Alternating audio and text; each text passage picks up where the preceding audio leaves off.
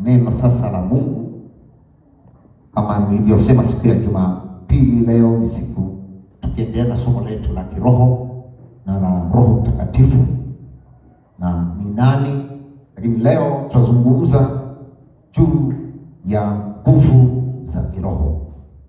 Andika nguvu za kiroho na namna ya kuwa, tutaangalia namna ya kuwa na nguvu za kiroho, kwa sababu umeshakuwa roho, lazima uwe na nguvu za kiroho, uwe na uwezo wa kiroho, spiritual power. Na ulimwengu huu tunaouona, unaoishi wewe kila siku, ni ulimwengu wa kiroho. Huu mwili unaoonekana kwa macho ni matokeo ya ulimwengu wa roho. Maana tujifunze juu ya Roho Mtakatifu. Kwa hiyo tunapookoka, ahadi ya kwanza ambayo Yesu alisema ni kwamba atatupa Roho Mtakatifu. Na nikakufundisha juu ya Roho Mtakatifu. Akasema Roho Mtakatifu sio watatu. Roho Mtakatifu sio nafsi ya tatu ya Mungu kama tulivyozoea. Hapana, tuliyaona maandiko kwamba hakuna miungu watatu, ila kuna Mungu mmoja. Haleluya. Na tukaangalia maana ya neno Mungu. Neno Mungu ni kitu chenye uwezo katika ulimwengu wa roho kuliko wanadamu. Ndio maana hata shetani naye anaitwa mungu wa dunia hii. Unaona? Shetani anaitwa mungu wa dunia hii. Amen. Amen. Sasa, kwa hiyo unapoona unasikia kitu kinachoitwa Mungu, usifikiri ni mmoja, miungu ni wengi. Ndio maana kwenye Kutoka inasema hivi, sura 20 katika zile amri 10 za Mungu, ile mstari wa 3 inasema usiwe na miungu wengine isipokuwa nani? Mimi. Maana yake Mungu anajua kuna miungu mingine. Maana yake kuna vitu vingine kwenye ulimwengu wa roho vinaweza kuabudiwa. Na akawaambia usiviabudu hivyo vitu, hiyo miungu mingine usiabudu. Haleluya. Tunaelewana mpaka hapo?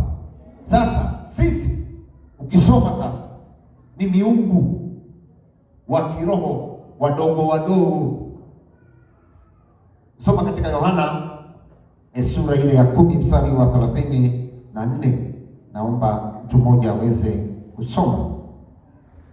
Yesu, Biblia inasema, yes. Yesu akawajibu, sura 10 mstari wa 34 akasema, Yohana 10:34 inasema, Yesu akawajibu, Je, haikuandikwa katika Torati yenu ya kwamba mimi nimesema ndini miungu? Ikiwa aliwaita miungu wale waliojiliwa na neno la Mungu, na maandiko hayawezi kutanguka. Amen. Ikiwa Yesu akawaambia, hamjui ya kuwa imeandikwa ninyi ndini miungu? Ikiwa aliwaita wale waliojiliwa na neno, ikiwa aliwaita wale waliojiliwa na neno la Mungu kuwa ni miungu. Kwa nini miungu? Kwa sababu tumezaliwa kiroho. Tulipozaliwa kiroho, tulizaliwaje kiroho? Tulizaliwa kwa kusikia maneno ya hiyo roho. Tunazaliwa kwa roho. Ndio maana Gideoni akauliza,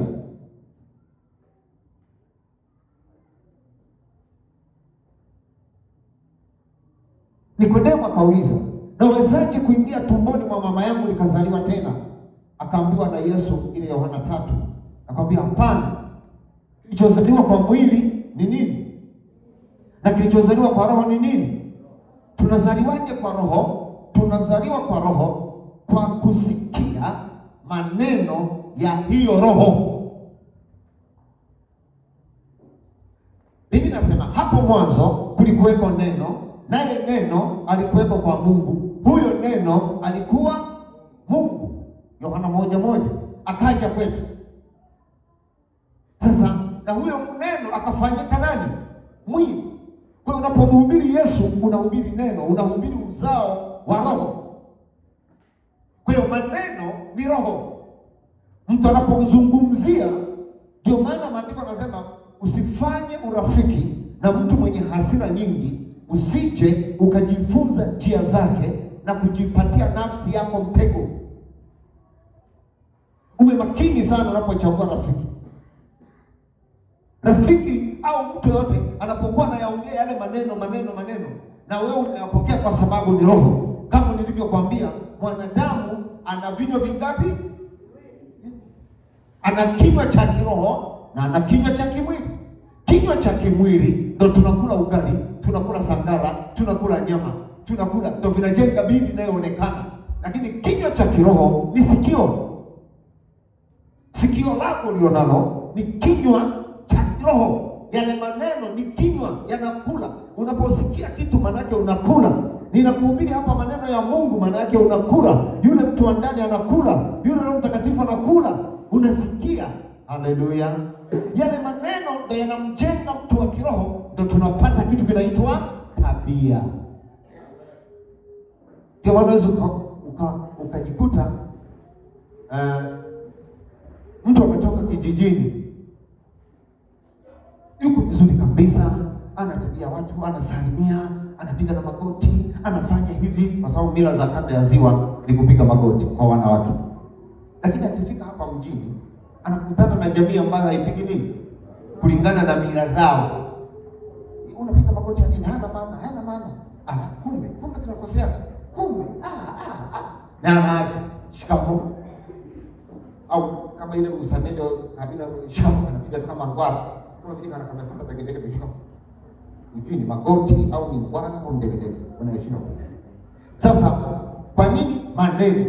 Maneno unayosikia ni chakula. Kwa tulizaliwa kwa roho kwa sababu ya yale maneno tuliyohubiriwa habari za Yesu, ukashuhudiwa Yesu, ukaambiwa Yesu ni Bwana, okoka. Ulipoyasikia yale maneno yakaingia, ukayala kupitia sikio lako. Ulipokula kupitia sikio lako, tayari ukazaliwa mara ya pili. Ukazaliwa mara ya pili kwa imani. Kwa hiyo wewe ni zao la Roho Mtakatifu. Pigie makofi Roho Mtakatifu. Roho lazima uwe na nguvu za kiroho. Jumapili tulikuwa na ujazo wa Roho Mtakatifu. Nikasema leo nitakufundisha namna ya kuwa na nguvu za kiroho. Kwa sababu mwanadamu ni roho. Unapojaa Roho Mtakatifu, sio kwamba unapata kitu, Mungu anakaa kwako. Ndio Ukristo wako unakuwa thabiti. Ukristo wako huwezi kama Mkristo kama una Roho Mtakatifu. Umeamini, ukazaliwa kwa roho. Sasa ili uwe mtu wa rohoni, lazima ujae huyu roho. Ndio maana kafika mahala Paulo anawauliza, mlipoamini mlijaa Roho Mtakatifu? Wakasema hata habari za Roho Mtakatifu hatukuzisikia. Kwa Roho Mtakatifu huwa anakuja kujaa kwa mtu ambaye tayari limetangulia neno, akaamini. Yule neno atakapoingia ndani au ukaliamini ile neno, yeye anakuja kukaa. Kwa hiyo tunachokipokea huwa tunapokea lile neno la Yesu, tunaliamini kwamba ni Mwokozi. Unaamini kwamba wewe ni mwenye dhambi na alikufa kwa ajili ya dhambi zako. Unamwamini, anakuja kukaa. Tukasema yule Mtakatifu ndiye aliyemtengeneza nani? Yesu. Maana malaika akamwambia Mariamu, utapokea mimba kwa uwezo wa Mtakatifu. Akauliza, itakuwaje neno hili? Nguvu zake aliye juu zitakufunika, na kitakachozaliwa kitaitwa kitakatifu, mwana wa aliye juu. Kwa hiyo Roho Mtakatifu ndiye aliyemfunika Mariamu, akatengeneza, akatoa mbegu iliyotoka juu, ukatengenezwa mwili special ambao kutokana na mbegu ya mwanadamu. Kwa hiyo huyu Yesu alikuwa ni mtu mwili, ndio maana alikuwa na mwili. Na ndio maana na yeye alihitaji huyo Yesu ajae Roho nani? Takatifu. Lazima Roho Bwana yu juu yangu, amenipaka mafuta ili kufungua watu, kuwaganga walionewa, kuweka huru walionewa, na kufungua kila kamba. Kwa Roho Mtakatifu anapokuwa ndani ya mtu, kazi yake ni kudhihirisha utendaji wa Mungu ndani ya mtu.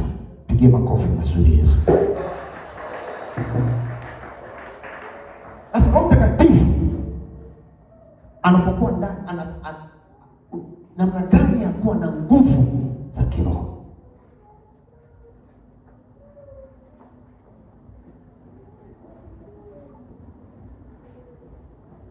Tunaposema nguvu za kiroho ni nini?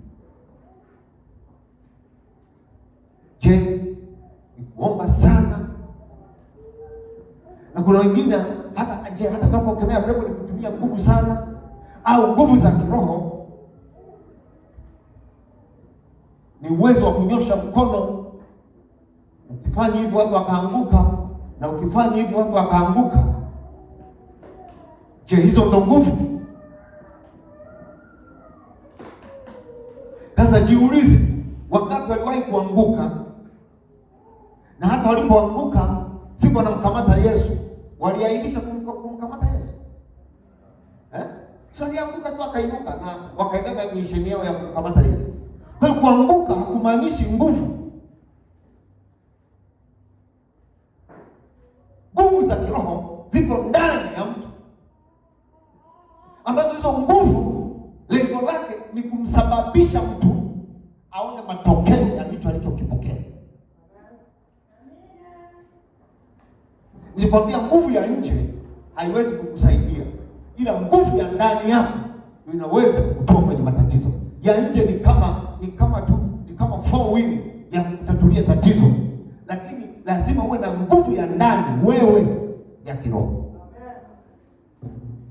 ambayo hiyo nguvu ndio itasababisha matokeo makubwa kwenye maisha yako, matokeo kiuchumi, matokeo kwa kila kitu unachokifanya kitafanikiwa, kwa sababu utakuwa na nguvu.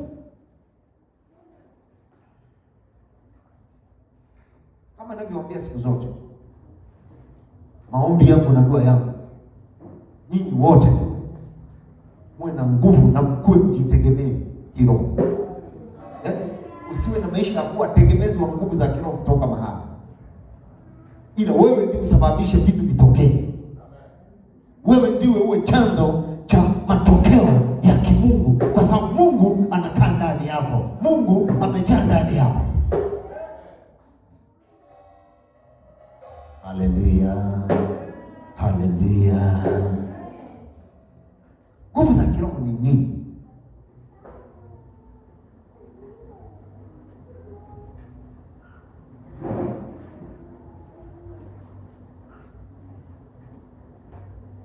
Naposema nguvu za kiroho, maana yake huyu mtu ana nguvu za kiroho.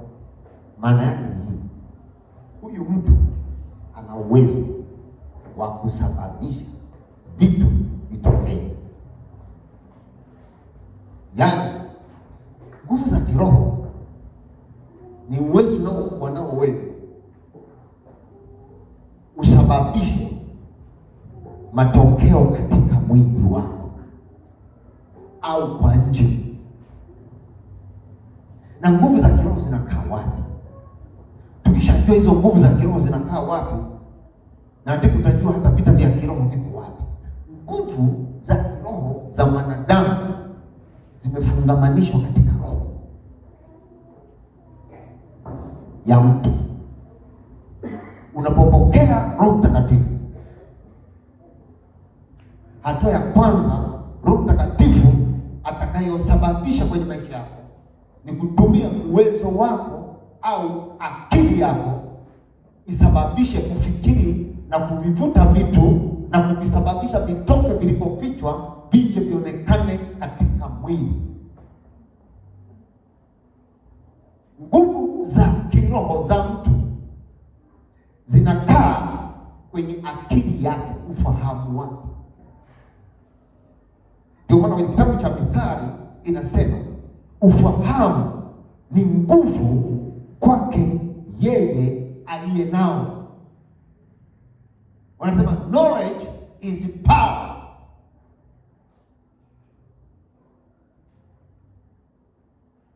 Hebu soma Korinto wa kwanza sura ya pili, Timotheo wa pili sura ya pili mstari wa 7. Timotheo wa pili sura ya 2 mstari wa 7. Soma.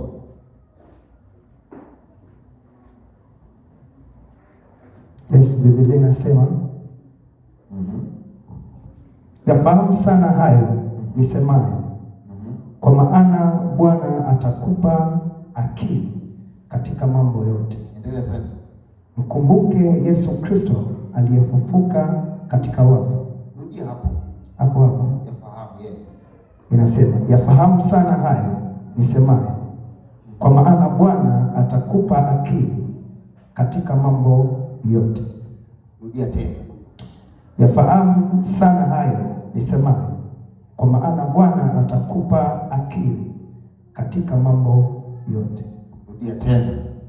Yafahamu sana hayo nisemayo, kwa maana Bwana atakupa akili katika mambo yote. Mithali sura ya 4 mstari wa 7.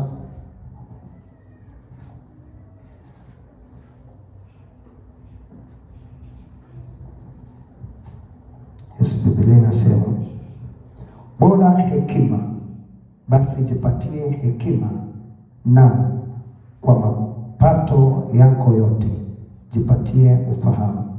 Kwa mapato yako yote jipatie ufahamu.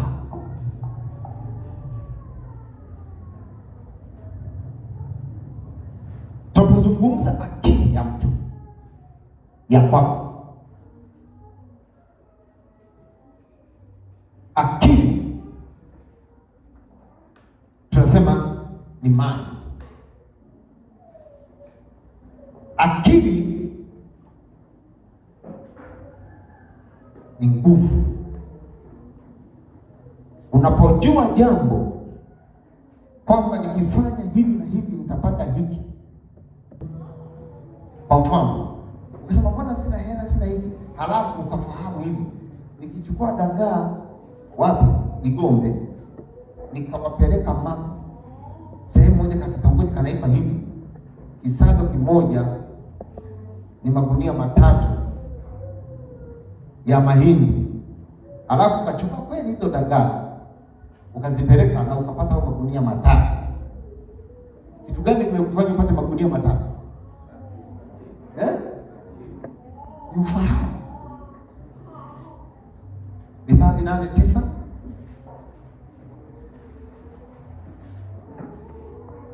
inasema yote humwelea yeye afahamuye, yote huelekea mbele yao waliopata maarifa.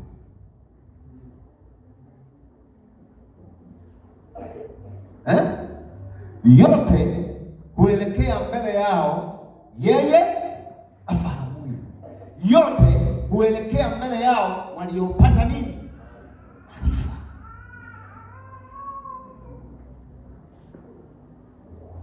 Sasa Roho Mtakatifu anapompa mtu nguvu, hampi nguvu za kumtetemesha,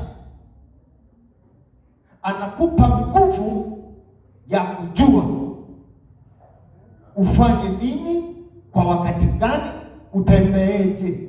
That is power. Ndio maana watu wote wanaotetemekaga na kuanguka, akiinuka hapo hana kitu, kwa sababu hana knowledge. Naongea na watu hapa wanaonielewa. Kwa tunaposema nguvu za kiroho, ni uwezo wa kujua vitu katika ulimwengu wa roho, ufanye nini kwa wakati gani na matokeo yake ni nini. Wewe ndio unaitwa una nguvu za nini? Za kiroho. Haleluya, haleluya. Pigie Yesu makofi mazuri. Pigie Bwana Yesu makofi mazuri. Yote maana kila kitu tunachosema nataka nikamate hivi, tunapoingia katika ulimwengu wa roho, tukifanya yale maombi ya kivita, kukemea, kutoa, kufanyaje, maana yake ni vipi? Baada ya hicho unatakiwa usababishe vitu vitokee kwa kujua, kwa kuwa na knowledge, kwa kuwa na maarifa ambayo yatasababishwa na Roho Mtakatifu. Roho Mtakatifu anaingizaga kwenye wazo lako, yaani yale mawazo yako ndio linadondoka fikira mpya. Halo, hizo ndo zinaitwa nguvu za kiroho. Nguvu za kwanza za kiroho ni uwezo wa kujua, ni uwezo wa kufikiri. Ukaona matokeo. Mfano, unapoona matatizo yote ya wanadamu, unapoona shida za wanadamu, wengine hawazioni zile shida, wengine wanaona ni fursa za kupata hela. Wakati wengine wanang'ana migogoro ya vita, nchi za Ulaya zenyewe zinaona ni fursa ya kuuza silaha na kufanya majaribio. Marekani imepigana na Iran, lakini Mrusi na Mchina yeye akawa anapeleka silaha zake kwa chini ili aone zitafaa, hizi ni za kisasa.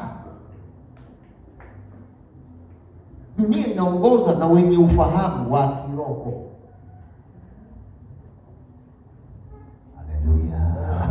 Haleluya, haleluya. Hebu rudia tena huo mstari wa Mithali.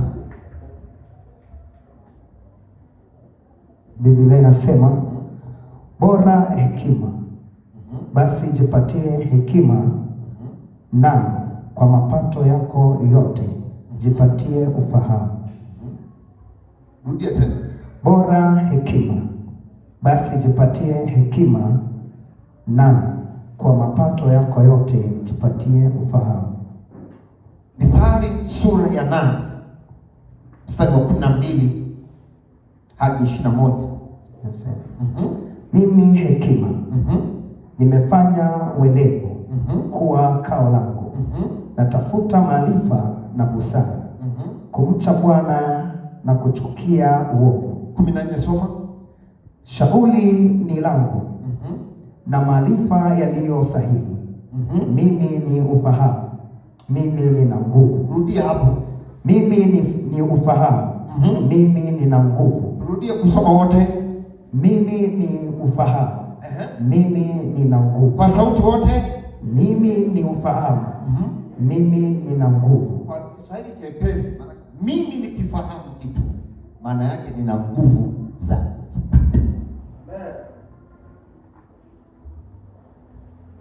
Ngoja nikueleze kwa nini mtu unaweza kukemea pepo halitoki. Cha kwanza kabisa, mapepo yale yanaangaliana kwenye akili. Huyu mtu anajijua na mamlaka. La kwanza hilo, kabla ya chochote, huyu mtu anajijua Yesu aliondoa dhambi zake. Ndio maana wengine utayakemea. Siku moja zamani sana, tukiwa kule kijijini, mtu mmoja akaangushwa pepo. Wakati tunakemea pepo, nikaruka kelele, nikaunguruma, nyumba ikatikisika, nikasema mimi ni mkurugenzi wa Kibuyu. Nyinyi hapa wote sioni wa kunikemea. Ninaangalia kutoka chini. Wewe na wewe unanikemea. Au nitaji na yafanya. Akachomoka, akatoka kwenye maele waongeza, akatuacha sisi. Baada ya chini, haya mapepo, ya chini. Yaani makubwa. Sasa ndio tulikuwa tunamtegemea ni mwinjilisti hodari sana. Tena mbona mmetuachilia sisi msala wa shirika tu? Nini? Hana ufahamu juu ya kile Yesu alifanya. Hafahamu hivi, kifo cha Yesu alihesabiwa haki. Yaani hata wewe hapa nikija pale kwamba wewe kwanza uwezo kanikemea, wewe ni muongo. Unakumbuka kweli nilidanganyika mtendaji wa mtaa jambo fulani, kwa hiyo sina hapo. Unasinyaa kwa nini? Haujui ya kwamba hakuna hukumu ya adhabu juu yao walio katika Kristo Yesu. Lakini haujui ya kwamba sisi wanadamu ndio tunaosamehewa na shetani hasamehewi. Kwa hiyo hata kama akikwambia wewe una dhambi, unamwambia nina dhambi ya sawa. Baba, katika jina la Yesu asante kwa sababu nimekufa msalabani na dhambi zangu nilizondoa, amina. Nimezitubu sasa, sema tena. Unaendelea kumkemea kwa sababu yeye hasamehewi. Wewe unasamehewa. Una tofauti. Kwa hiyo unaweza kutisha tu. macho yako ni ya kihuru. Mimi ni Mungu. Unaogopa kabisa. Ndio mtu anaogopa kufanya wewe mapepo sio kitu kwako. Amen. Pige Bwana Yesu makofi. Sio kitu kwako. Amen. Kwa kitu anasema mimi ni ufahamu. Mimi nina nguvu za kiroho, ni knowledge. Amen. Haleluya. Okay, maana unaweza kukamata vitu, ukakamata hiki na kamata kama una ufahamu wa kuvifanya vitokee, havitatokea maana una knowledge. Kwa lazima ili uwe na nguvu za kiroho ujifunze maarifa.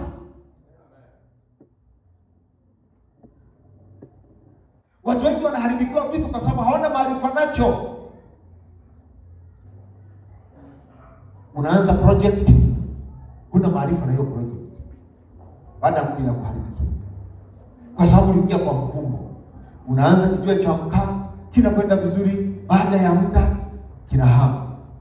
Mwingine unaanzisha duka. Mwingine anaanzisha duka, unashangaa wateja wanaenda pale, wenda kuna mapepo, wenda kumbe yeye mwenyewe ana maarifa ya namna ya kuwateka wale wateja. Ndio maana mwingine anaanzisha duka, unashangaa wakifika watoto kununua pale, maana watoto ndio wanaotumwa sana. Anawapa pipi, anawapa biskuti. Hiyo ni knowledge. Kwa akituma nenda dukani, hakaendi kwa Masanja, atakwenda kwa Magandeleni. Wewe utasema huyu anatumia mzizi, hana mzizi, ila ametumia knowledge. Haleluya. Ndio maana mtu kabla hajafungua biashara yote huwa lazima atumie maarifa, afanye hivi. Hapa watu wa daraja hili ni aina. Kwa mfano hapa huku ufungue duka hapa, unauza vitu au ufungue duka la nguo mitaa hii, utapata hasara, umekosa knowledge. Hata kama ukiuza bei chini ya mjini, huku uzi. Angalia wakazi wa huku wanapimaka kwenye vibaba. Huku fungue supermarket ya jumla, uuzi. Umekosa knowledge kwa sababu watu wa huku wanapima vibaba, wanapeleka kwenye milima hii. Wananunua mafuta ya 500, wana 200, ya 700. Wananunua chumvi ya 1000. Wakikuta mimi imeongezeka atalalamika mno. Paka atasema baba, paka utamhurumia na machozi yanalenga imeongezeka 100. Wewe unaleta vitu vya 100,000, 250,000, 30,000. Utakaa navyo na utaomba na kuombewa. Ukasema kuna wachawi, hawapo wachawi, umekosa power ambayo ni knowledge. Amen. Pigie Bwana Yesu makofi. Mwambie mwenzako pokea nguvu za kiroho. Mimi ni ufahamu. Mimi nina nguvu. Kutokujua ufanye nini kwa wakati gani, maana yake umepoteza nguvu za kiroho. Na ndio maana kabla Mungu hajafanya jambo kwa mtu, lazima amuonyeshe kwanza hilo kitu akijue. Kwa hiyo knowledge, nguvu za kiroho ni uwezo wa kuona kiroho, ni uwezo wa kupata mafunuo juu ya jambo lile kiroho, ni uwezo wa kufunuliwa. Haleluya. Ni uwezo wa kufunuliwa katika maono, katika ndoto, katika sauti. Yaani Roho Mtakatifu unakuwa na uwezo wa kumwelewa anapokuambia kitu. Wewe ndio unakuwa na power. Ndio maana Yesu wakati Petro tusome Mathayo 17.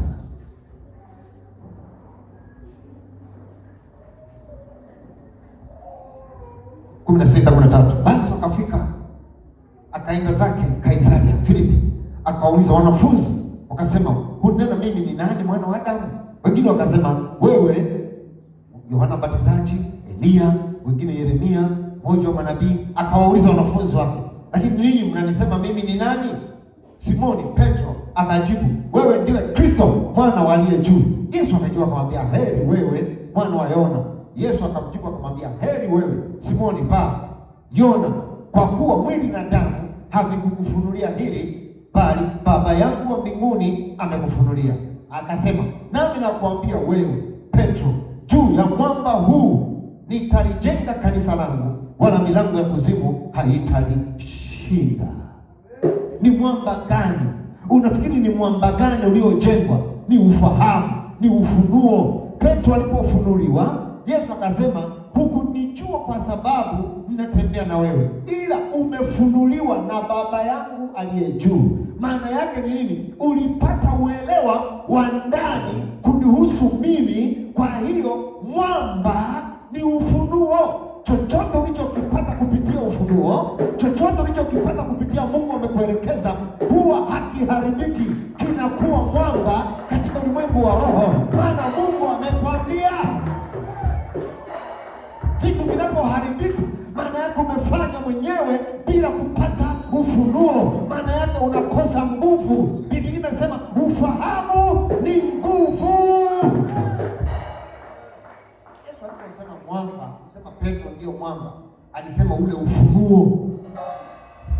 Kanisa linapokuwa na ufunuo, limeanza kwa ufunuo, hakuna atakayeliangusha. Rehoboth ilianza kwa ufunuo, itaishi kwa ufunuo, kwa sababu Mungu alilifunulia. Haiwezi kufa, haiwezi kuharibika, haiwezi kushindwa, kwa sababu imejengwa katika mwamba.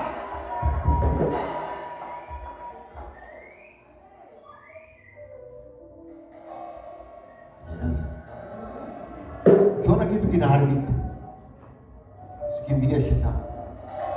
Ujiambie hivi, nilipata ufunuo kufanya hiki kitu. Kwa nini wakati tunawaambia mtuulize watumishi wa Mungu? Kwa sababu mimi maisha yenu nimeyabeba kwenye kifua changu kwa maombi, kujua taarifa za kila mtu. Unaweza kuamua kufanya jambo kwa hili jambo liache, usilazimishe.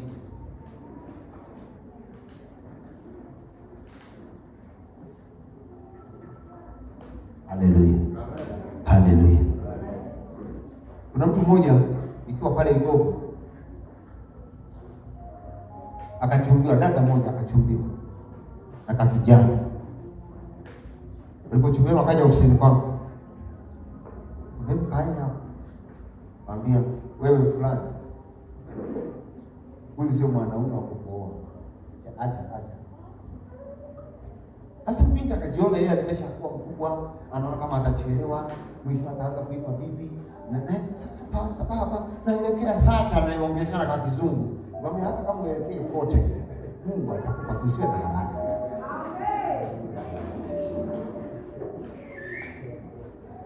Kuna watu mnapata matatizo kwa sababu mnakimbilia vitu. Unataka kujilinganisha na mtu. Amen. Yaani unataka kumiliki gari kama kale, wakati yeye ana ufunuo wake wa mambo hayo. Eti kale wewe ukiambiwa uwe na biashara kwa basi utakubali? Hawezi. Akijaribu kwa basi naye atajemka. Mara panja, mara nimeanguka, lakini akina Zuberi inapigwa mweleka leo, kesho lipo. Ana wana moyo haushiki, kwa sababu ni ufunuo, ni akili. Naongea na wewe unielewe. Nguvu za kiroho ni uwezo wa kujua vitu katika ulimwengu wa nini? Wa nini? Ndio maana lazima uishi kwa roho.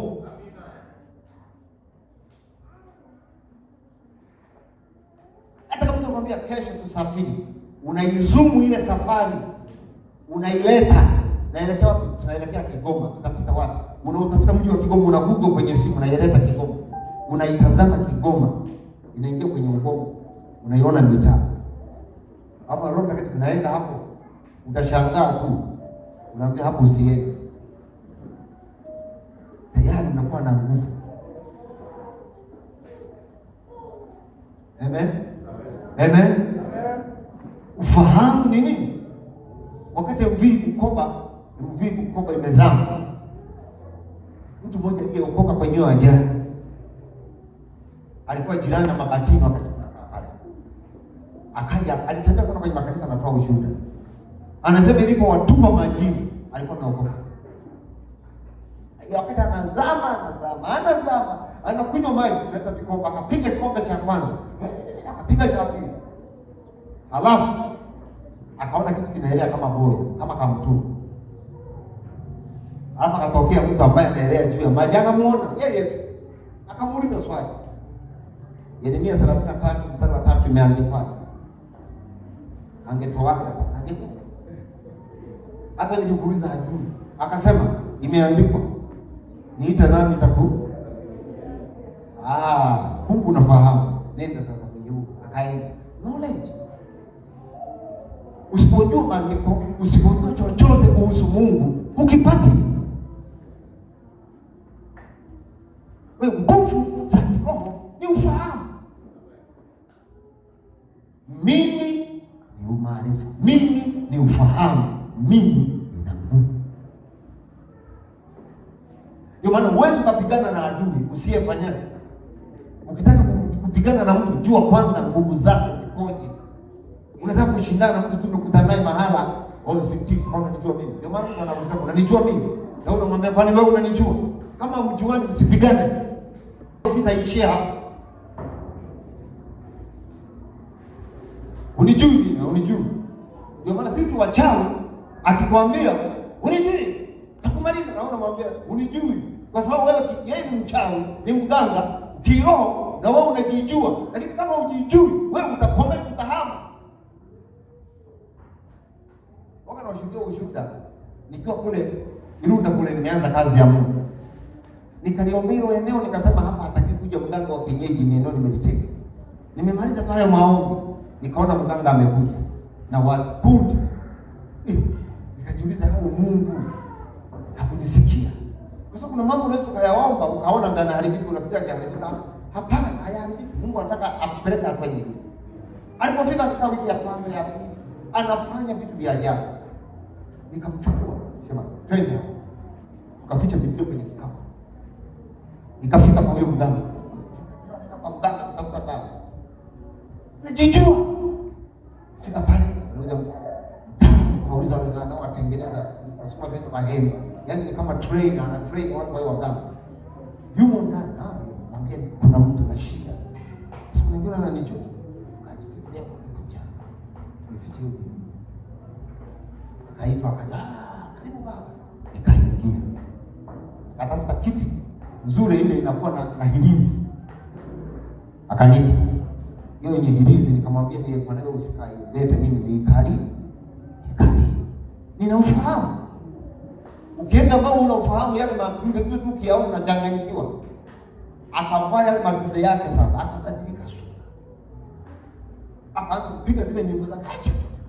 Anaimba Kisukuma. Mimi kipi nataka nitabirie. Kumbe mimi lengo langu nataka nimeenda kumfukuza live. Kahawa. Sio kama mgeni walimba. Anaziimba zile za Kisukuma. Unaelekea moto kulimba. Na nikaeleka karibu na mimi nimemsikiliza. Namsikiliza. Mambo kuna kimya tu. Kaniambia taimba nyimbo zile za Kisukuma. Sema mihambo nini namsikiliza. Umekuja kuniharibia dawa zangu. Umekuja kuniharibia uganga. Akaniambia kimya. Nakwambia mwezi mzima utakuwa mwema. Basi nilikuwa nimwambia kulikuwa na kisubiri hicho. Chukua kufikiria. Nikamwambia kuanzia leo wewe nilichokuja hapa kuhamisha. Kuanzia leo ninaufuta uganga. Hautakuwa tena. Na wewe baada ya wiki mbili utakaa hapa. Nikatoka. Ile katoka wale walikuwa na waogoa wakaanza kusikia baridi. Kuna nguvu na upako. Matokeo ya nguvu yanaleta upako. Ndio maana watu wanaweza kuanguka. Ni matokeo ya knowledge ya kiroho. Nimetoka wameanza kuanguka naenda. Nikaja Mwanza huko nimevuka. Nilivorudi akipiga yale manyanga, mapepo hayapandi. Watu wakamwambia tupe hela zetu. Mbona hujua watu wako vizuri? Akahama. Kama tunapoongea leo ni daladala anaendesha boda ya basketi. Ukakafa. Pige Bwana Yesu makofi. Knowledge.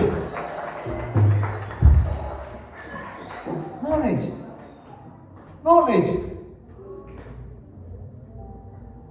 akili, nguvu za kiroho zinakaa kwenye akili. Na akili zinakujaje? Timotheo wa pili sura ya ngapi? Ya pili mstari wa 7. Bwana atakupa nini? Atakupa akili. Bwana anakupaje akili? Namba 1, Mwanzo sura ya 15. Mwanzo sura ya 15.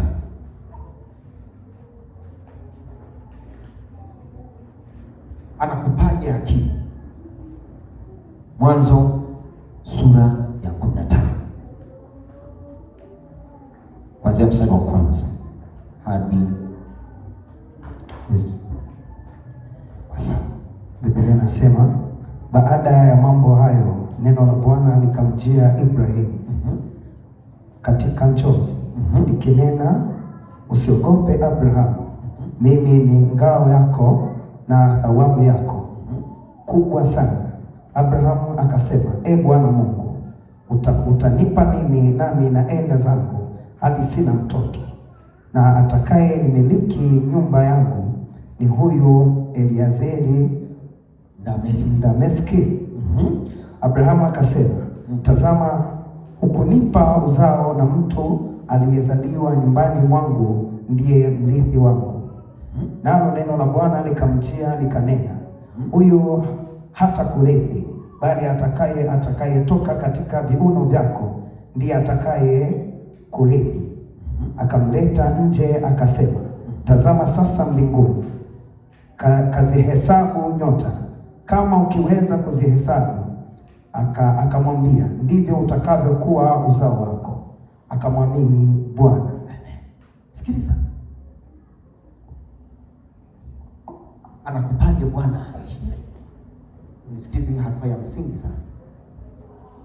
Ili uwe na akili, haanzi Mungu kukupa tu akili. Cha kwanza, hiyo akili yako Mungu anaitumiaje? Uone kwanza kitu. Namna ya Mungu kukupa akili, anakupa akili kulingana na kile unachokiona kwanza. Andika hiyo. Akili, chanzo cha akili, uone kwanza wewe. Uone. Unapoona vitu kwa macho haya, unapiga picha. Manake macho yanapotazama huwa ni picha, inapeleka kwenye akili.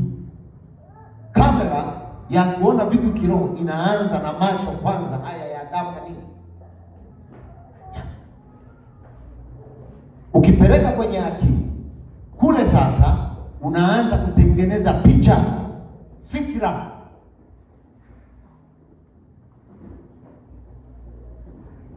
Mungu akamtoa nje Ibrahimu. Alikuwa na tatizo la kutokupata nani? Ameomba, amehangaika, ameahidi ahadi, amezikariri. Mungu umesema, kama tunavyosema, Mungu umesema utaniinua, Mungu umesema utanifanya hivi. Nataka nikueleze, haukioni na hujaanza kukitumia kwenye akili, hakiwezi kutokea. Ili kitokee kwanza ukione. Ndio maana Mungu akamtoa Ibrahimu. Amekaa miaka karibia mingapi? 90-80, hana mtoto. Akaona huyu mtu anataka kufa. Akamtokea, akamwambia, Ibrahimu, mimi ni ngao yako, mimi ni nani? Akamfanyia motivation zote. Akasema, hapana Bwana, kama tunavyofanywa mahubiri ya motivation, unahubiri wewe ni mtu nani? Pokea gari, pokea. Tukitoka hapo gari hatu, unahitaji kuwa na knowledge. Uone kwanza. Usipoona kwanza, hata unabii utakapokuja kwako hauwezi kutimiza kitu ambacho hujakiona. Uwe nacho kwenye picha. Kwa kitendo cha Mungu kumtoa nje, akamwambia hapana. Unaona hizo nyota? Akasema hizo nyota umeziona? Zihesabu siwezi. Akamwambia hawa ndio watoto. Maana yake Mungu alikuwa anatengeneza picha ya Ibrahimu ndani ya ubongo wake. Aanze kuwaza picha ya watoto. Watoto watakuwa wengi kama nyota. Aache kuwaza juu ya ugumba na utasa alionao. Aache kumwona Sara kana kwamba hatapata mtoto. Aanze kuwa yeye tayari kiroho amebeba watoto wengi. Picha kwenye mawazo yako, unazoom nini? Unaona nini? Ukiwa unatembea na hiyo picha, unaona nini? Unawaza nini juu ya hiyo picha? Ndio maana nasema mimi ni ufahamu, mimi nina nguvu. Kama kitu hauna picha nacho, hauwezi ukawa na nguvu, hauwezi ukawa na imani. Ndio maana Ibrahimu alipoonyeshwa akaambia, kile ulichokiona ndo watoto wako watakuwa hivyo. Mstari wa 6 unasema Ibrahimu akamwamini Bwana. Imani ni nini? Imani ni understanding, ni kujua, ni kufahamu. Kwa mfano, kiti hicho kina kilo 2 au 3, wewe una kilo 80, lakini umekaa pale kwa sababu unakiamini. Unaweza ukakibeba kwa mkono mmoja, lakini mtu wewe hawezi kukubeba kwa mkono mmoja. Umekaa hapo kwa sababu una imani nacho. Sio imani tu, unafahamu namna kilivyotengenezwa, hakiwezi kukuangusha. That is faith. Na hizo ndizo nguvu za kiroho, ufahamu. Kwa Ibrahimu alipoona kwenye mawazo, akamwamini Bwana. Baada ya muda wakatokea malaika sasa, wakampelekea na unabii, wakamwambia, mwakani majira kama haya mke wako atachukua mimba, utazaa mtoto. Lakini ameanza yeye. Mungu hawezi kukuletea unabii kama kitu huna. Narudia, kwa sababu sisi manabii anaweza kutazama tu, ninaona unamiliki trade. Wakati hujawahi kuwa na wazo la trade, ni uongo. Nabii mmoja akaenda kwenye kanisa, wakati anatabiri sasa, waweza kuona, akamwita mama moja, mama Bwana, hapo tu kuhongwa. Nilienda kuhubiri kanisa kufuta hayo maneno. Mchungaji ambaye alikuwa amechanganyikiwa sana, akawahubiri, nimeleta mhubiri wa namna hii. Ndio maana mimi siku hizi siletee yetu wahubiri. Yaani mpaka ni maana umekuwa sasa mahubiri yamekuwa ni yale hivyo, akitazama tu kwa inacheza. Wewe ninaona kwenye kuna roho ya bibi yako. Kama siwezi kujiuliza sasa mimi nataka kufanana na bibi na nini ndio uzao huu.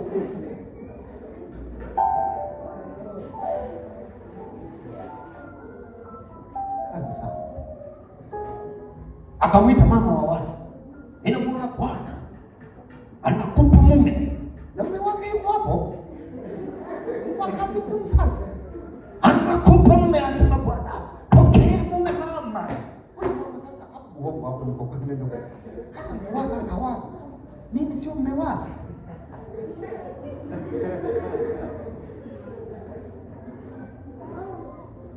Ndio Paulo hadi mhubiri hapa, mke wako amekaa pale, ninaona Mungu anakupa mume, anaikumbuka haja yako. Sio anaikumwasi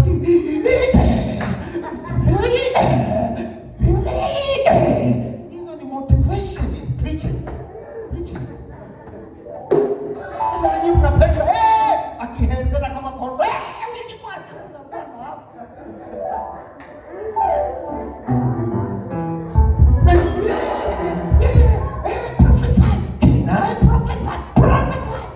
Unabii wa kusema tu kwamba sasa ni tabiri, ni kushukiwa na roho. Ukiona unabii haupangi kwamba sasa nataka kutabiri, hakuna kitu kama hicho. Ukiona unataka sasa nataka kutabiri, hizo ni fake. Juzi mtu ametabiri Simba atachukua NBC, wapi Yanga ikachukua. Amuelewi lugha za kinabii, akigeuka tena. Alipoona amemshambulia tena, akasema Yanga Simba hatachukua, ila lazima atachukua. Simba tena amechukua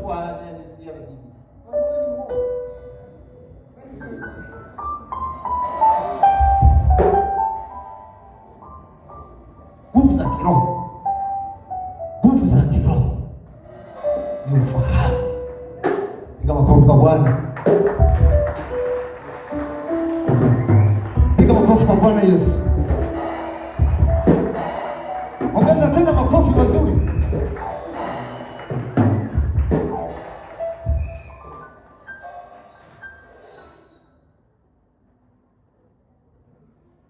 Ndio maana Mungu anasema enendeni kwa nini? Kwa roho. Unajua mtu wa kiroho. Sasa kiroho tumekulenga kwambia hatua ya kwanza lazima uwe na picha ya hiyo kitu. Picha, naposema picha ni wazo. kiwanda hiki. Hilo wazo ndio picha. Kwa mtu akikuletea unabii, Bwana ananiambia kiwanda chako kitastawi sana kama ukijenga. Unaunganisha kodi yote. Amen. Amen. Ndio maana Paulo alipokutana na Yesu akaambiwa, nenda kwa Anania, atakuwekea mikono, upofu utatoka. Biblia inasema hata Anania naye Bwana alisema naye akamwambia, kuna mtu anakuja anaitwa Sauli, utamwekea mikono. Kwa hiyo alipofika tu Paulo, Anania ana taarifa. Ninawashauri sana watu mnakimbilia kutengenezewa wakati hakuna kitu. Na kwa nini mmekuwa wavivu wa kusikia mafundisho na kutafuta maarifa? Hamtaki kujishughulisha. Yaani ni kizazi kisichotaka kufanya, ila kinataka matokeo. Ndio maana sasa watoto wanamaliza shule, hataki kazi, ila anataka kuwa na smartphone, simu. Binti anataka smartphone, au anateneza. Sasa hii rangi tatu. Mwisho anasema sasa itaipataje? Mimi mwenyewe ni mdau. Anaingia sokoni, apate ya kuslide.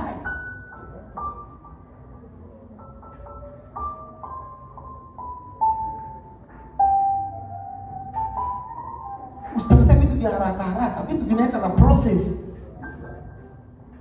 Ukiona mtu amejenga nyumba, ni process. Usitaki tu na mimi niwe na nyumba ya hivi, niwe na ghorofa, niolewe na wanaume wa namna hii, mwenye range. Mwenye sio alianzia kwenye mlenda, wakala dagaa, wakala vichwa, wakala mkaa. Kufika kwenye range wa milima na mabonde. Milima na mabonde,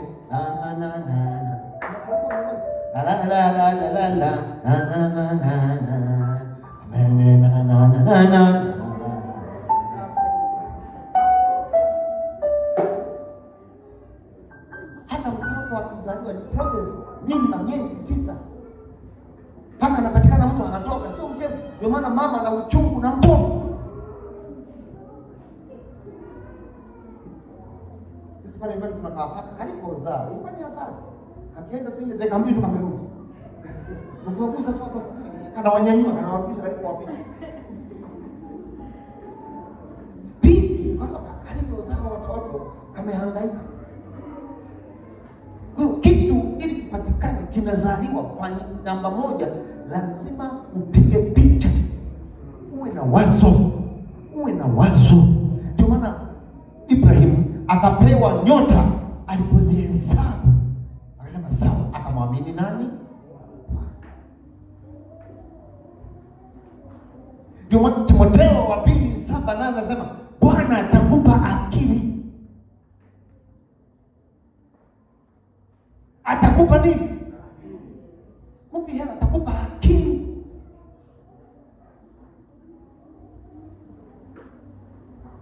Na kutoka Agano la Kale sema mimi ni Bwana Mungu wako, nikupae nguvu za kupata. Zile nguvu sio haya mamisuri, ni akili. Maana tumesoma akili ni ufahamu. Mungu anakupa ufahamu wa kupata fedha. Hiyo ndio nguvu ya uchumi. Naongea na watu wenye nguvu za kiroho. Na ndio maana tumejaa Roho Mtakatifu ili hawa anatupa nguvu. Sema nguvu. Na vita vya kiroho vinakuja. Hebu soma Korinto wa kwanza sura ya Korinto 2:10 mstari wa 3. Vita vya kiroho Korinto 2:13. Sikiliza sasa, hata vita vya kiroho vinakuanga wapi? Inasema maana ingawa tunaenenda katika mwili, hatufanyi vita vyetu sio sisi, bali zina uwezo katika Mungu. Zina uwezo hizo, tunazisikiliza sasa. Hata kuangusha ngome tukiangusha mawazo na kila kitu kilichoinuka kijinuacho juu ya elimu ya Mungu, na tukiteka nyara kila fikra ipate kumtii Kristo. Glory to Jesus.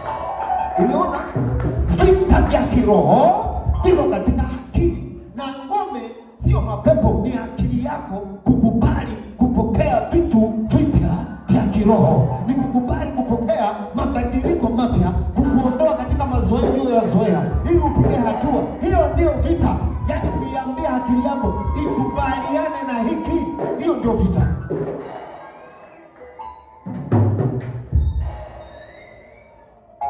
Ndio maana hata wachawi ukisikia mtu ameroga, ni akili na roho. Wagalatia anasema ni nani aliyewaroga? Sio kuna akili. Hapa vita vya kiroho vimesema tunaenenda katika mwili, hatufanyi vita vya majinsi ya nini? Vita vya kiroho ni mgongano wa mawazo. Nifanye nisifanye, niende nisiende, nilime mpunga nisilime, nifuge samaki nisifuge. Acha. Niombe nisiombe. Unaweza kuwa unaomba, unashangaa tu unakuja ni picha la mpira wa Simba na Yanga. Unaomba baba katika kile, unashangaa tu unakuja picha tu sina mkaomba leo kutukana. Yaani mimi mkiomba ananiambia nifaa mimi. Unaisha na maombi. Ndio maana haya masimu unaweza kuwa unaomba ghafla unakimbilia kwenye simu. Hivi kuna message. Vita.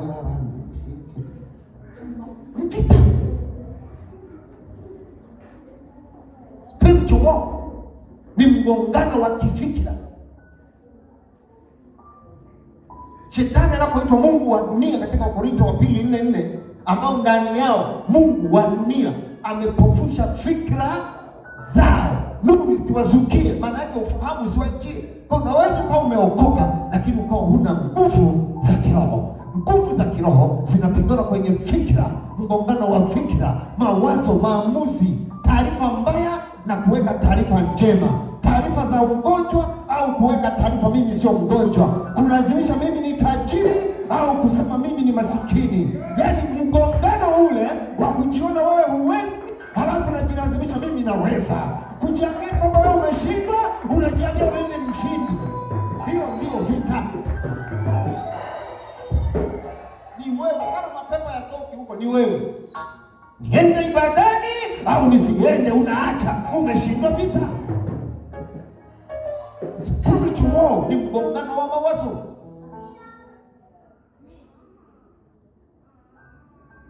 Nihame kanisa, haiko mwingine anayekwambia hapa, ni wewe ubongo. Nihame Rehobothi au nisihame, ni wewe, ukishindwa unahama. Ni mgongano wa vita.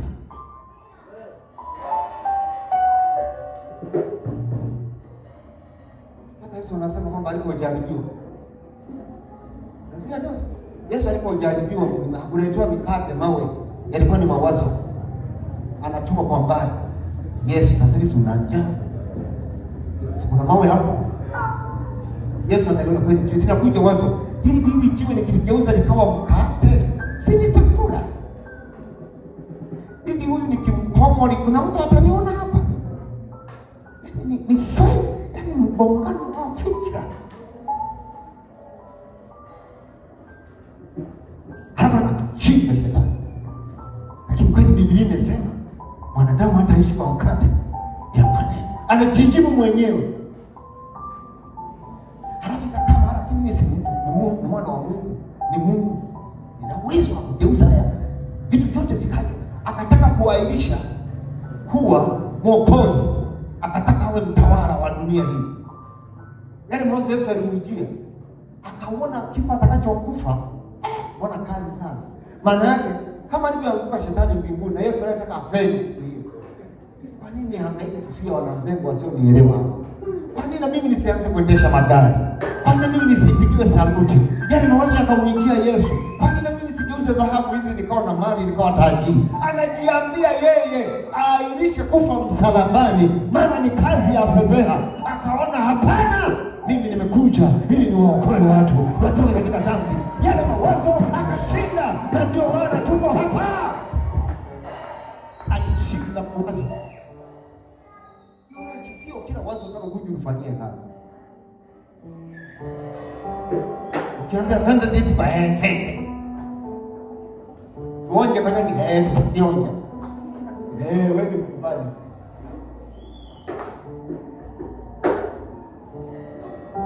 Uwe na akili. Maana nasema kuna wengine hawana akili. Kuna wengine tunakuwa na watu hawana akili, hata za Mungu hawana akili. No, shika sana hiyo. Mithali 8:14. Mimi na maarifa. Mimi nina. Ukiwa na ufahamu kwamba ukitoa kokoto usakana, usipeleke kiseki laki sita, ukazichimba ukapata laki sita, sumeteka hela. Upako wa kumiliki sio upesi, upako knowledge.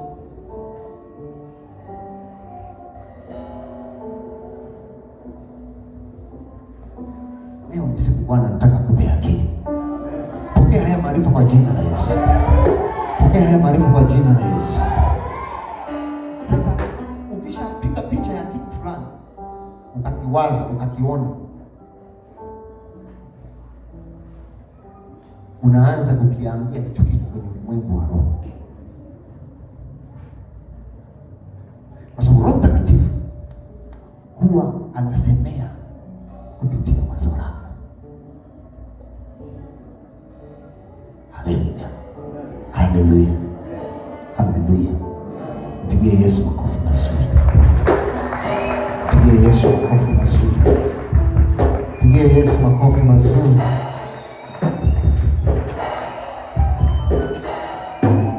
Na ndio maana vitu vya kiroho, soma Luka sura ya 2 mstari wa 40 hadi 50. Inasema Yesu akaongezeka kimo, akakua kimo, akimpendeza Mungu na wanadamu. Vita vya kiroho vinakuzuia wewe usikue, usiwe na ufahamu, usiwe na knowledge. Vita vya kiroho unavishinda unapokuwa na knowledge, unapokuwa na ufahamu. Siku utakapofahamu kwamba mimi sio mtumwa, siku utakapofahamu mimi ni mwana wa aliye juu, siku utakapofahamu mimi sio wa chini, utainuka. Siku utakapofahamu maisha haya sio sehemu yangu, sio urithi wangu, utafahamu kutoka mahala ulipo. Siku utakapofahamu mimi sio mgonjwa, utakuwa mzima. Siku utakapofahamu sihitaji kuendana na mateso, mateso yatakoma. Siku utakapofahamu knowledge is power. Unahitaji kuwa na knowledge. Pigie Bwana Yesu makofi. Unahitaji kuwa na knowledge.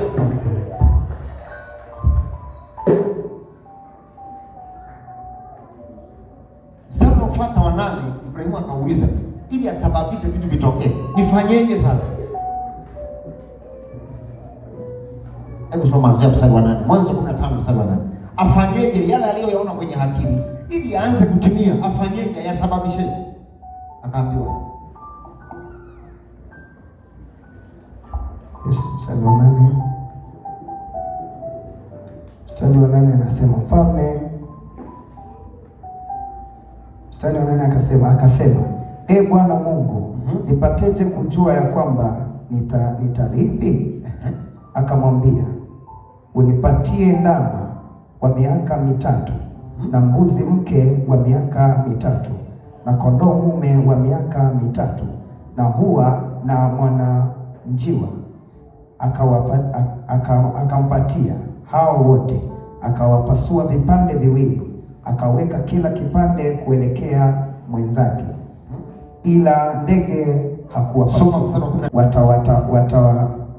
Watawatumikia watu wale, nao watateswa muda wa miaka 400. Waje muda. Ilipokuja lile wazo,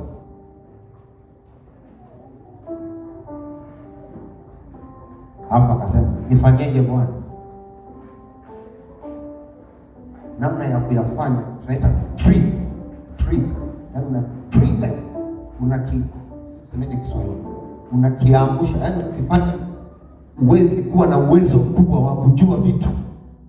Akamwambia, nifanyeje Bwana ili vitokee hivi? Nimeona nifanyeje? Cha kwanza akamwambia, nitolee. Sadaka ina uhusiano mkubwa na nguvu zako za kiroho. Yaani sadaka ina uhusiano wako mkubwa na akili. Na sadaka ya kwanza ni zaka. Malaki 3, unapotoa zaka nitafungua madirisha ya nini? Sio madirisha ya mbinguni, atafungua akili zako ziwaze vitu vingi. Wakati una mchicha ule linakuja wazo, ukitoa zaka linakuja wazo, uza na hiki. Ukitoa tena zaka linakuja wazo jingine, fanya na hiki. Ukitoa tena linakuja wazo jingine, fanya na hiki. Yaani ile ndio milango, ndio madirisha. Hautakuwa na ukomo wa kufikiri. Ibrahimu akasema, nifanyeje? Mungu akamwambia, nipatie ndama wa miaka mingapi? 3. Ng'ombe wa miaka 3 ni mkubwa tu. Mbuzi mke wa miaka 3. Kondoo mume wa miaka 3. Hua akampatia hao wote, akawachana vipande. Alipowachana vile vipande, mstari wa 13 anasema Bwana akamtokea tena.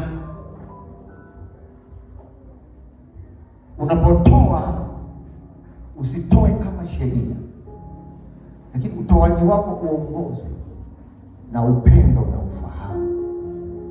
Iwe zaka, iwe utoaji wowote. Utoaji ni ibada unayompa Mungu kama shukrani. Unanielewa? Ili ukiwa unaitoa ili kitu fulani kitokee, maana yake unajitolea wewe. Toa tu kwa Mungu kama sehemu yako ya kuabudu. Amen. Unapotoa zaka, maana yake unafungua uwezo wa kufikiri miradi mikubwa zaidi ya hiyo. Unapoacha unazuia.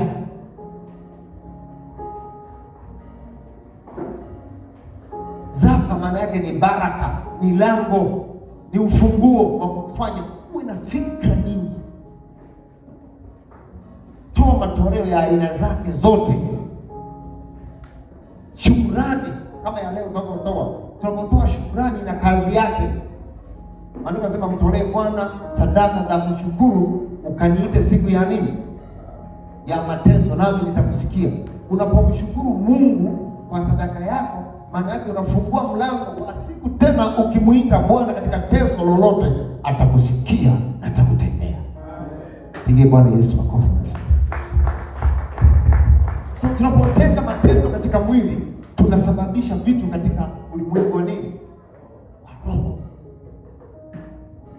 Na usitoe kama sheria, usitoe, toa kama mtu unayemwabudu Mungu na unayempenda. Nguvu za roho ni ufahamu. Leo Mungu anataka kupe knowledge. Sema amen. Mungu anataka kupe ufahamu, akupe neema ya kujua, akupe macho ya kiroho. Katika Ufunuo sura ya 3, tumalizie tukiwa tumesimama. Ufunuo sura ya 3. Ufunuo sura ya 3. Ufunuo sura ya 3.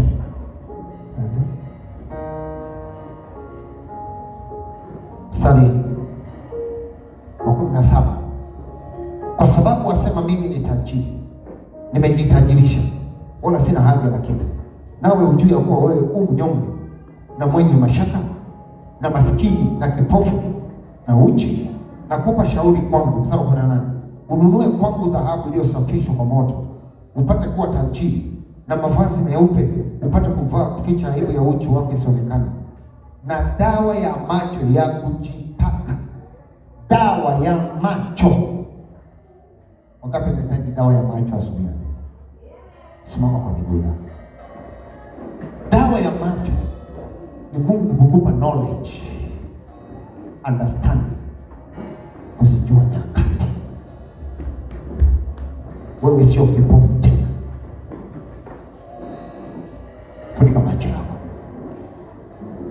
watu wa kuabudu upite mahali.